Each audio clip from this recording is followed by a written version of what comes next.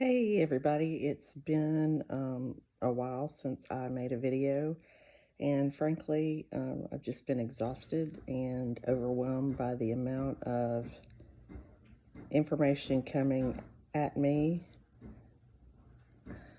at all of us. Um, but I wanted to talk today about education.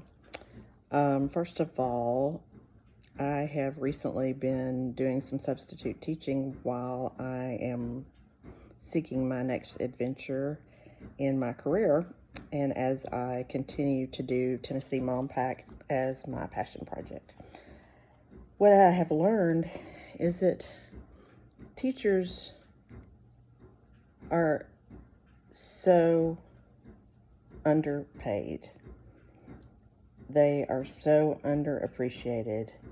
And for some reason, they have been pulled in the middle of political theater and accused of trying to indoctrinate kids, um, make them woke, which, by the way, woke just basically means that we all want equal opportunity for everyone. But I've been subbing for about 4 weeks, and every single classroom I go into, whether it's special education, whether it is K through 5, whether it is middle school and high school, those teachers work their butts off. I've mostly been in K through 5, and I just want to let you know what goes into them prepping for a sub, which is also what goes into them prepping for a classroom. I usually get 4 to 5 pages typed out that tells me exactly what to do and when and where and how. And in the midst of all of that, the technology sometimes doesn't work, so you have to fix that. I get every day about 15, can I go to the bathrooms? At least one Band-Aid. Can I go to the nurse? I don't feel good. And these are kids, that's what they're going to do.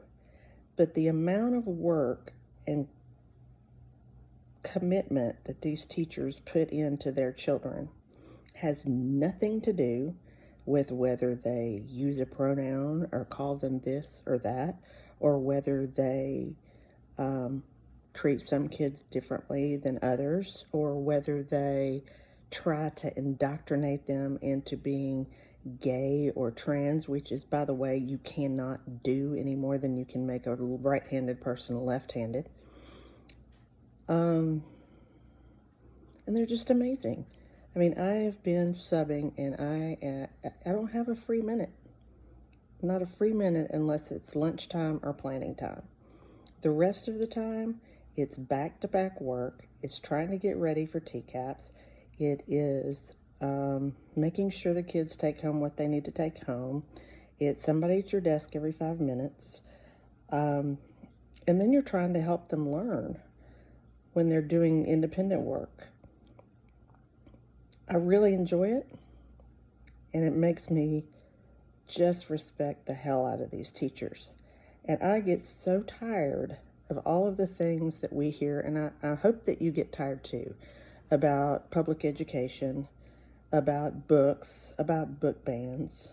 In Williamson County and Rutherford County, there's been an attack on our libraries, not just school libraries, but also public library in Rutherford County. And essentially anybody can say they don't want something in a library, school, or otherwise, and it could be one person giving you a list of 100 books. And guess what? The Rutherford County School Board has pretty much banned every single one of them.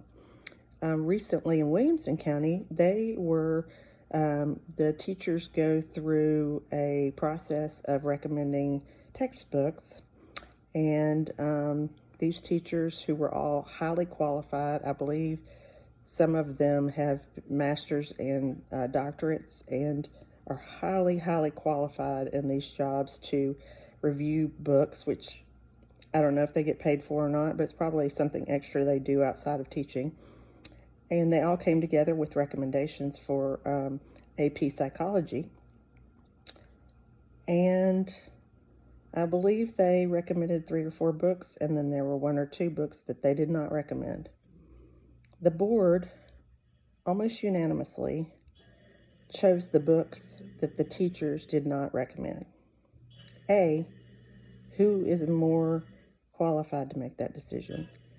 B, what a slap in the face to educators of public education that know what AP credentials are going to need to be in the books in order for them to pass their exams.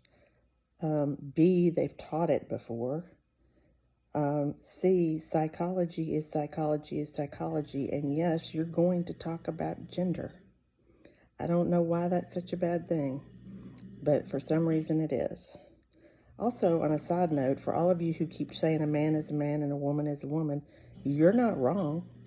But the difference between sex and gender is sex is the way you were born, and gender is the way you feel inside.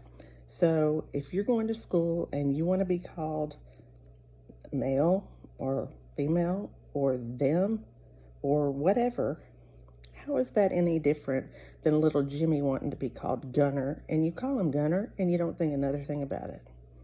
It's so ridiculous. It's hurting so many people, and the LGBT community is, we'll talk about all the laws later, but they're getting raked over the coals. Not just in Tennessee, now it's becoming on a national level for zero reason. Do you know any gay people that have hurt you in any way, or anyone else for that matter? Stop the nonsense and start speaking up. It's ridiculous. It's killing people. It's making people miserable, and it's making them not want to live here anymore, which you may be happy about. But you know, even though there are people that I vehemently disagree with, I don't want them to have to leave. I don't want them to have to suffer. I don't want anything to happen to them that is unfair. So I don't know how I got onto that, because really this was about teaching, but support your public education. Speak out, and by God, vote for these school board members, because in our county last year, 18% of our registered voters voted for school board. And guess what you got? You got Moms for Liberty up and down the list, the roster, and you have 1 or 2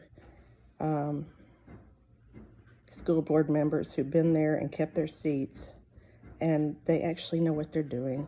They put in the work, they research, they show up to vote, and their arguments are logical, critical thinking, education-based, and not political.